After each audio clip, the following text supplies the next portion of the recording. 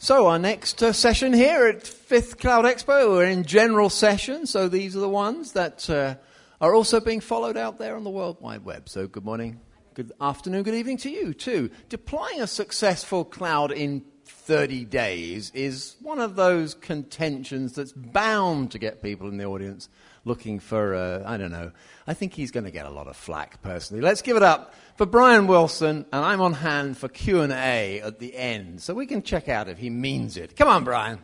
Talk us through it. Thank you very much. Thank you. Hi, my name's Brian Wilson. I'm with Surgient. Happy to be here today to talk to you about how you can deploy a private cloud in 30 days on your virtualized infrastructure. So just a quick introduction into Surgient. Surgient is a software technology company. We're exclusively focused on private cloud platforms, and we're focused on servicing the enterprise. Enterprise to us means a large private cloud deployment, several thousands of virtual machines, several hundred physical machines under management with a single platform. And when I say focused on private cloud deployment for our duration, I'm talking about patents filed back in 2002, putting forth some of the earliest definitions of cloud computing and actually using the word cloud in those patents. And patents that were awarded back in 2009, I believe in November, the end of last year, describing the federated cloud and the hybrid cloud, peer-to-peer cloud relationships and child-parent cloud relationships. Some very exciting technology on the horizon for all of us. We're focused on enhancing the investments already made in your virtualized infrastructure. This is on your hypervisors that you've already invested in, data center automation tools, and the other elements in your data center. And we're also very proud of our large Fortune 500 client base. It reads a little bit like the who's who in technology, with strong representation from the financial sector as well as pharmaceuticals and healthcare. And we also are very proud of our rich partner ecosystem. We've been a VMware partner since the early days of ESX. In fact, we were one of the first ESX beta testers back in 2002, 2003. We like to say that we've been developing lab automation, cloud platforms, and virtual automation platforms for as long as server virtualization has been in development and existence. So I'll tell a quick story here about kind of what's possible with the private cloud. We've heard a lot of discussion so far in our Cloud Expo of what these definitions actually are, but I'll tell you a quick story about what you can actually achieve. I had a client that we became aware of, a prospect actually, a little bit ago. They had a problem in their QA department. This is a $3 billion technology company focused on data recovery, database backup and management applications, and their QA team had a need to quality test very large deployments. In this case, they were looking to mimic medium-sized business for their small-medium business unit. And they were satisfying this need by cobbling together about 200 physical servers located in a couple of data cabinets spread across a couple of buildings on their campuses. So the problems that the QA team had was they weren't able to roll back to any kind of gold state at any point. They couldn't guarantee the state of their regression tests of any one of those physical machines prior to the test. They certainly couldn't schedule the test very effectively. It's a lot of resources that had to be pulled together. And then setting up for a very large-scale test, 150, 200 servers, required almost their entire infrastructure that was identified for them. So their first step was to rip out these 200 pizza box servers and replace it with a cabinet of HP blades, 128 of them specifically. And they virtualized that with ESX. And certainly immediately they saw gains. They were able to present the QA team with several thousand virtual machines they could configure for a various test. They could roll back to a gold state right away, and it took an admin about 2 weeks to set up several hundred VMs with all the back-end networking and storage. There are many different operating systems because it is a regression test, again, of a medium-sized business. And the problem with that, the QA team, this is a good benefit, they were telling their IT department, but they said, it's not near as dynamic as I need it to be. So the phase 2 of that deployment was to deploy the Surgient automation platform. And with cloud automation on top of that virtual infrastructure today, at the push of a button, they can deploy an IT service of 2,000 VMs in about 16 hours of processing time of the automation application. They're able to schedule tests in the future, look out into their resource calendar, identify gaps of time, and not only leverage the environment for their QA team, but also expose that QA environment to other uses that they never thought possible. So it's the exact true benefits of private cloud deployments and technology that's available today. And so that's what we're going to talk about. How do you actually deploy this, and what do you need to deploy that technology inside of 30 days? I'll spend just a quick second talking about a level set, more importantly around how Surgient fits into the cloud computing world in general, talk about how we actually deploy, what are the technology elements, and then a brief look ahead.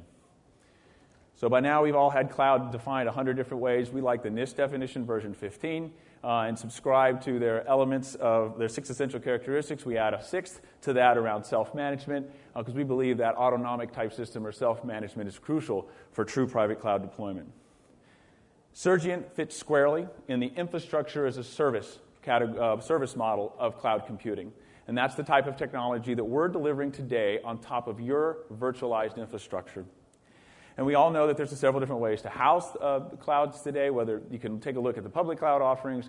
Vast majority of enterprises that we're engaged with and that are approaching us are asking about private clouds. In fact, Rachel Chalmers at the 451 Group said in the fall that 2010 was the year of the private cloud. We're absolutely seeing that with the spikes of inbound interest and the number of clients that are calling us with virtualized infrastructure. They're looking to deploy clouds immediately. And the rationale behind that is the ROIs are tremendous. Most of our clients are seeing return of cash in 1 to 2 quarters and an ROI in a quarter. In fact, I had one deployment that actually paid for its entire deployment for a year after 1 month's worth of use. So their ROI was 1 month. And with over 150 private cloud deployments under our belt, we have a broad history and a broad statistical sample to pull this information from. Looking to the future, certainly the hybrid cloud and the federated clouds are where this technology is going. It's our belief that that's relatively, in its infancy right now, relatively immature. We need to have advancements in standards around security, around data center movement, data movement between data centers, and the like. Things like we're actively watching the DMTF and the OVF standards continue to evolve and be adopted by the enterprise.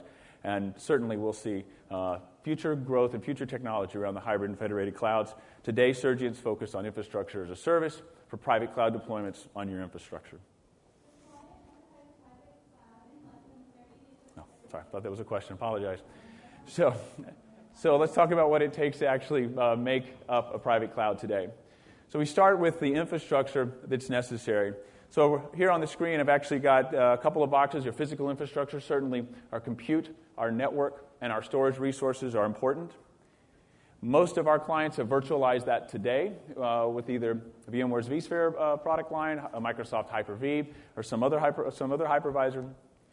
Many clients today have made investments in the data center in automation technologies.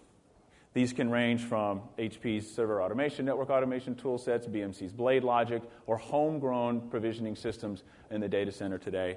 And additionally, there's a host of other technologies that are resident. It's important to understand that most private clouds that we're deploying, we're not in the process of standing up greenfield data centers from the ground up. We're typically deploying into environments that exist already.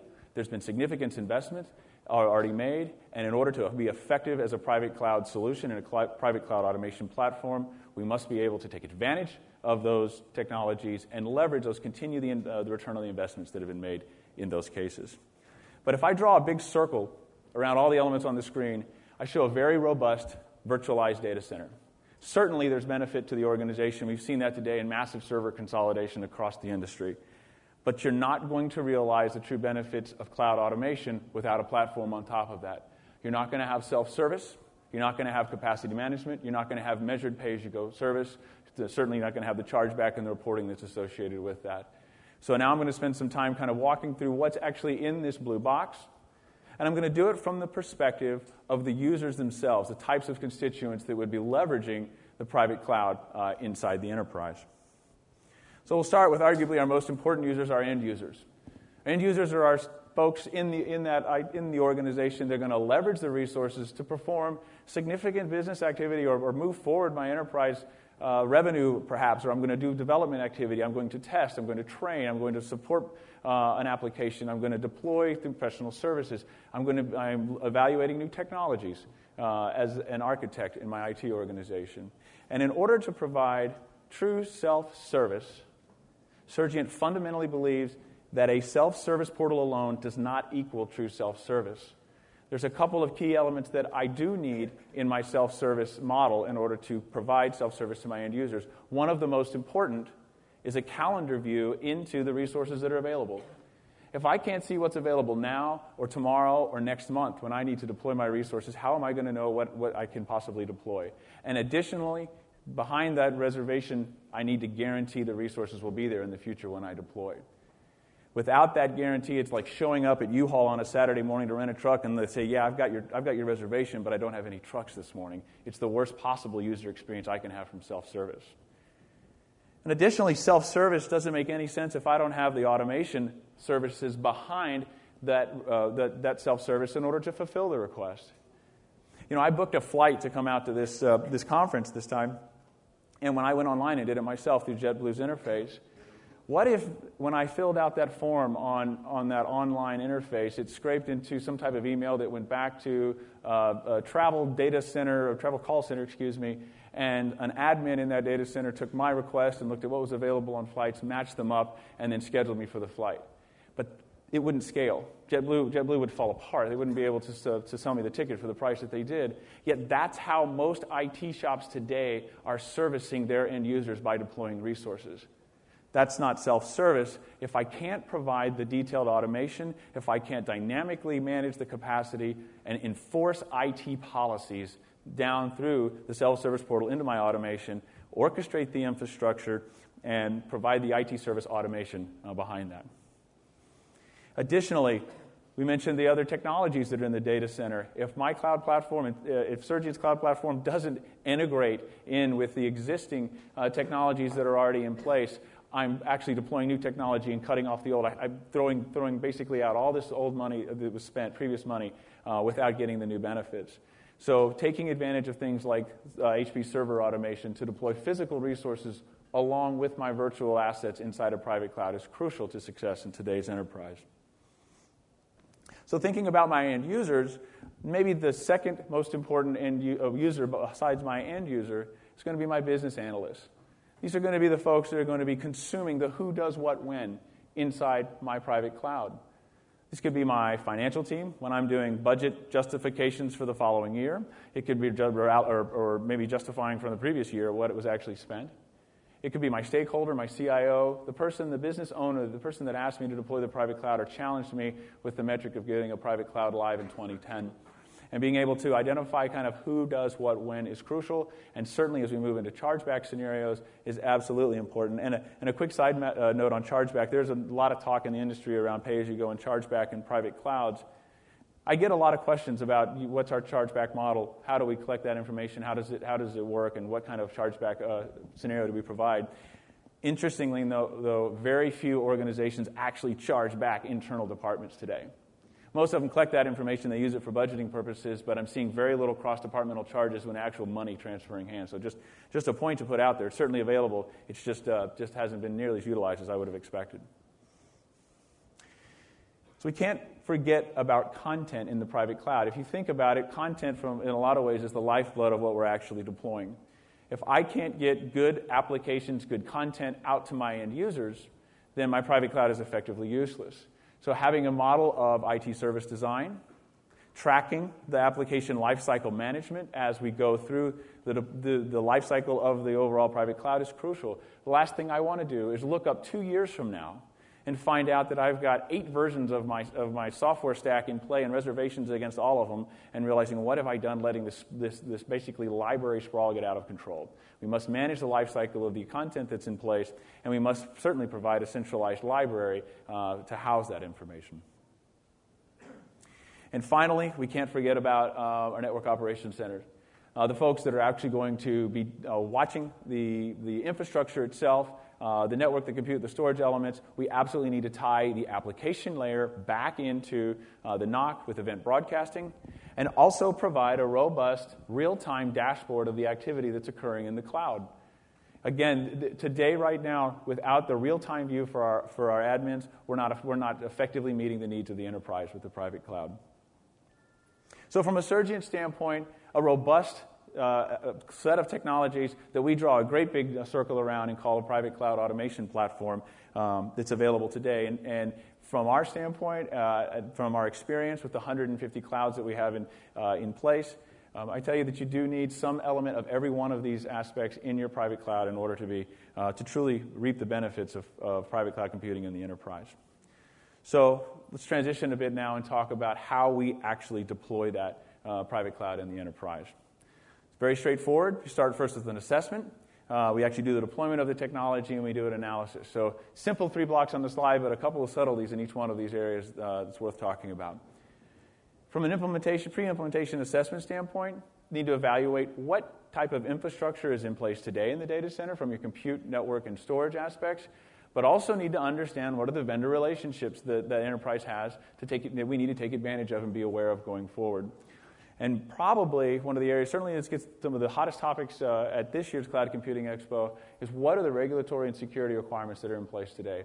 We've all heard HIPAA, PCI, the SOX elements that are out there, and I heard another speaker earlier say all those other standards that you can't put a name to or don't even have acronyms yet. Those are very real and impact our clients today. Understanding what is in place and what the needs are of the enterprise are crucial to effective architecture of the private cloud solution. Some of the less subtle aspects, though, of a private cloud deployment are understanding who your users are, what they're going to be doing with your private cloud, what they could or might do with your private cloud, and what's the content that you're going to be deploying. This is going to help you much better effectively scale and identify the amount of storage, the type of network that you're going to need in the back end, and the capacity. It's also going to help you identify the trigger points to grow that capacity. We've seen over and over again the adoption curve of private cloud's hockey stick.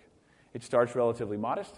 If those first users come, they begin to see what happens in the private cloud. They begin to get confidence that the platform is going to effectively deliver every time on time, and then the usage starts to explode. And suddenly you have users doing things that you never considered possible. So understanding at least what their intent is early on and who they are will help you better be prepared for that type of explosive growth. From a deployment standpoint, it's very straightforward. At Surgient, once we sign a contract, we do a deployment kickoff meeting in less than a week. It's about an hour or two. It's handled remotely. Introduce the team. We review the use cases and the success criteria that's been identified by during the assessment phase. Confirm the deployment schedule. Provide an architecture document to our clients in about another couple of days, and then the client configures the infrastructure for installation of the platform. Actual installation takes about 4 hours. It handles remotely. After that's complete, we put somebody on site for a couple of days to do administrator training and to run through the use cases with you. Top to bottom, this cycle right here, less than 30 days, just about every single time. At the end of this cycle, end users live in your production private cloud, providing real value back to the enterprise. That's not the end of the story, though. After we're live and deployed, the next step, and the piece that almost always gets missed, at least in the initial conversations, is you must track your success. Understand what those metrics were that you finalized in your deployment kickoff and you collected in your assessment. Meet regularly, monthly, back with the project team to confirm that you're on track. If you're not on track, identify why. And certainly, at least within a quarter, every quarter, meet with that executive stakeholder to tell them how you're doing in your private cloud.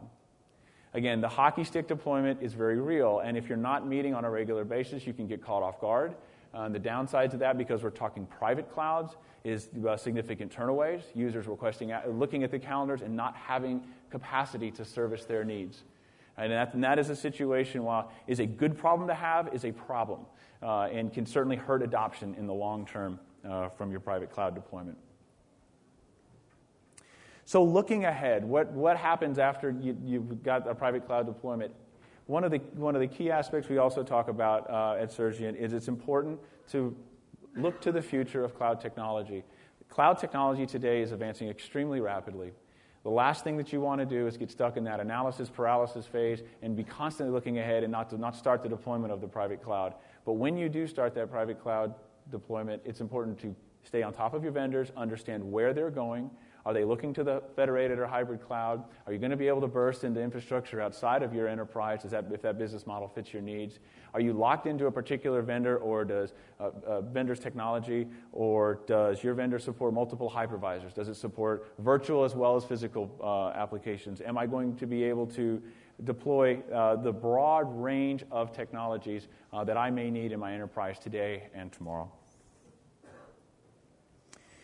And finally, if I could kind of close with the final little bit here on my presentation, one of the things the one thing that I would have you walk away with, the private cloud technology and private cloud platform is real today. It's here today. We've been deploying private clouds for large enterprises for close to 7 years now. And from that standpoint, we've gained a lot of information and a lot of insight into why people are choosing to go with private clouds. They kind of fall into three primary buckets. One, they're looking to streamline their processes. They're being asked to do more with less. CIOs are keeping budgets flat or cutting budgets while at the same time the needs on IT continues to grow.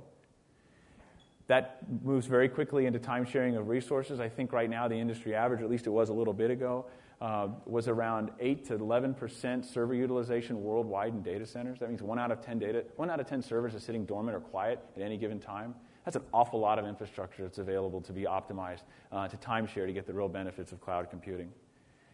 And finally, one of the most interesting ones to me, and it's a bit subtle, is the alignment of IT with the business. And over and over again, I hear from CIOs and VPs of IT and VPs of infrastructure that they feel like they're the pariah of the organization and they want to be lifted to be the hero. How do we take IT from being the bottleneck in an enterprise to being the strategic asset that the CIO wants it to be? The answer is today is private cloud computing, and I can tell you right now it is definitely available. The technology is real. Just 4 weeks ago, we had a $30 billion technology company call us. We'd never heard from them before. A week later, we signed a contract. 2 weeks after that, they were live, and today they're in production with their private cloud. The technology is real, and I'd be glad to take any questions about the presentation. Let's take Brian at his word, and let's bombard him with questions. Who is going to start? Right at the back there. I'm going to give you a microphone, so please hang on while Jeremy delivers you a microphone. This is going to be a good question, right? Because I've come a long way. You mentioned that you have your platform on top of existing tools. So if I had a vCenter or a ZenCenter already deployed, and you say that you somehow take care of the resource being available for usage, how do you synchronize all of that? Do you lock out access into other tools? When particularly in the case of vCenter, we have a number of deployments that we leverage the capability. Well, I mean, just not vCenter, but any Sure. kind of right. Sure. So there's a couple of ways that I can answer that. Typically you need kind of one system to actually do the automation and the management of given assets. And so what we do is we take a look at what the different tool sets are providing and kind of pick the best of breeds. I'll use vCenter as an example because that is the most prevalent management platform that we're in production with, kind of side by side. And with vCenter in particular, we can leverage the vMotion and the DRS, the DPM type models that are available in vCenter, but at the same time keep the IT-delivered service reservations consistent as they're deployed. So if you take a look at what many of the management platforms are doing today, they're looking at the effective way to deploy resources for elements such as best performance. Also for looking at availability of the resources. If I have a server go down, it's going to vMotion or move workloads to a different server. What they're not solving necessarily is the temporal problem, the time problem. When is the right time to put the resource on the given machine? And so Surgent's able to come down basically at a different axis and say, I'm going to deploy this given resource for 2 weeks or 2 months or 2 hours on this server. And when I do that, I'm going to be aware of that so that if I vMotion or move that workload to another server and I'm going to break another reservation, we're going to be cognizant of that, alert the admins of that conflict, if you will, and give them several different options to remedy that conflict. So it really is kind of a best of breed of the technology and the management platforms that are in place that we're going to leverage in order to kind of solve that problem. So much kind of point by point basis. Any more for any more? Down the middle there. Now he tells me. You see, you could have had this microphone hours ago. So Brian, you mentioned that the virtual private cloud is the solution for IT to demonstrate the business value to the lines of business and getting the CIO back in the limelight. But how do you kind of demonstrate this on a continual basis, right? So what happens once you create this private clouds? Do you have some frameworks or metrics? Like, what is your thinking around in that direction? Sure. So I think maybe best to answer that by saying how do we kind of demonstrate value to the business side or the business owner of the private cloud. And there's about a dozen or 15 or so that we've identified, and we tend to pick 2, 3, 4 of those kind of on a per deployment basis. And we do this in consult with our clients. It may be something as simple as I want to increase the server to admin ratio that I'm leveraging for direct cost savings. It might be I want to increase the number of provisions per day or per week. That's a metric that we kind of see normally go from 4 to 10x when you do a private cloud deployment. When I'm adding automation of those deployments, for instance, on top of a given server. It might be the number of data set and turns overall. This is an interesting term. I kind of compare it to retail management. Today, we look at the retail companies and we can identify their agility by how often they're turning over their inventory. I can make the same analogy for a data center. How often are you turning over and reprovisioning every single VM in your data center? Our clients today, on average, do it 40 times a year. That's almost once a week, right? Without cloud automation, on top of that, I would argue the best you're going to get is going to be probably in the 5 to 10, and that's working your tail off. So there's a couple of different metrics like that. It really kind of depends on the business itself, but we can certainly help kind of identify what those need to be to prove the value. Hi, Brian. My name is Sean Carey. Nice presentation. Thank you. You mentioned the emerging trend towards external clouds and the federation of external clouds. Does your product work in that environment? And if so, could you mention any of the partners that you're currently doing that with? So it doesn't today, to be very frank with you. Our patents that we've got on it show that we've been thinking about it for a while and trying to figure out kind of the best way to approach it. Today what we're seeing is most enterprise clients are still thinking inside the boundaries of their data centers because they're concerned about the availability and the security aspects of the public cloud. Right or wrong, that just seems to be, that's the discussion that's occurring today, and there's a lot of technology looking to address that. What we're looking at, kind of first stage, is going to be kind of a private cloud to private cloud scenario. So we'll think of that as kind of like being able to do multi-site scenarios where we have very large geographically dispersed data centers. And what's interesting is that site-to-site deployments could be Surgient to a managed third-party provider. And we have agreements with a couple. We just signed a great relationship with Fujitsu, who will be handling outsourced third-party hosting for us and reselling as virtual private clouds to their end clients. Being able to burst capacity between those Fujitsu clients would be the first step, and then the second would be to go outside, external to the public cloud. I would argue that today, for true production IT deployments, that technology is still very much in its infancy. Thanks. Mm-hmm. Any questions from the left brain over here? You see, the right brain has come up with it all, and nothing over here. Brian, what have you done to them? I think it must be lunch that you're competing against. Shall we say thank you to Brian? And thank you to Surgient? Good. Thank you for your questions, and it is indeed lunch time.